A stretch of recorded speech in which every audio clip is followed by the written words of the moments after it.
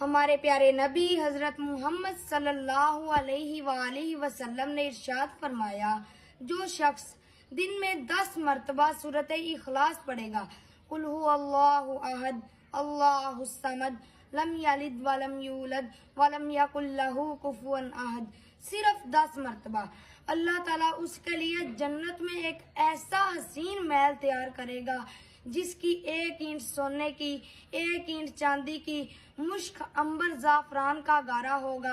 اس محل کی 7 منزلیں ہوں گی، 1 منزل کا فاصلہ زمین سے آسمان تک ہوگا۔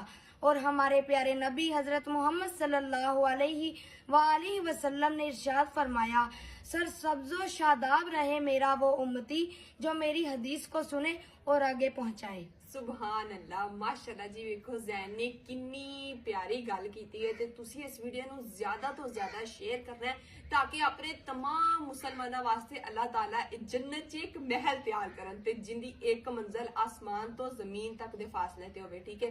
تے زیادہ تو زیادہ ویڈیو نو شیئر کرو تے تسی بھی اس حدیث تے عمل کرو، ویڈیو نو لائک کرو، شیئر کرو تے مینوں فالو کرو۔ ایک اور کام میرا یوٹیوب تے چینل ہے، اوندا نام ہے جی ہیپی پنجابی فیملی، چچے جا کے اوندا وزٹ کرو۔ شکریہ، اللہ حافظ۔